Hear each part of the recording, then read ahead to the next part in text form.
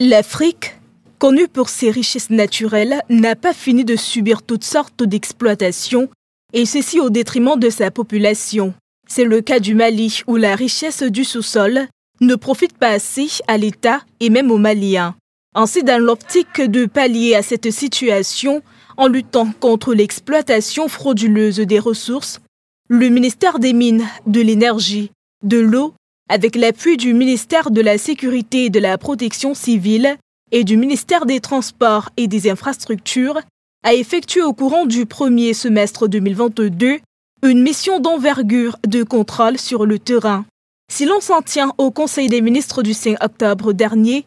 cette mission de lutte contre l'exploitation a pu démanteler respectivement dans les localités des cercles de Kangbaga, de Kenyeba, de Kong-Langdieba et Yanfolila, 29 sites d'exploitation frauduleuse, et suite à cela, 136 exploitants illégaux ont été interpellés et mis à la disposition de la justice. En faisant état de la grande influence d'exploitants illégaux sur les sites sillonnés,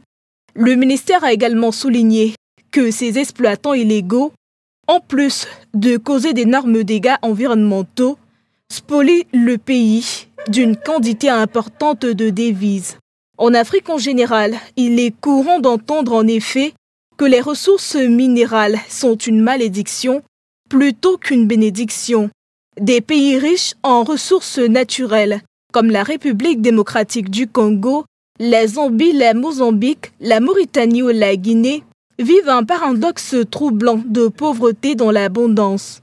La Guinée, dotée de certaines des réserves de minéraux les plus convoitées de la planète, dont 40 milliards de tonnes de bauxite, la plus grande réserve du monde, plus de 20 milliards de tonnes de minerais de fer, des diamants, de l'or et des quantités indéterminées d'uranium.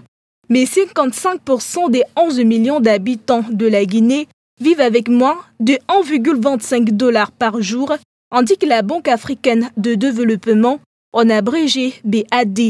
Et le pays se classe justement 178e sur 187 pays, selon l'indice de développement humain de 2013 du PNUD, qui mesure justement le niveau de vie des pays.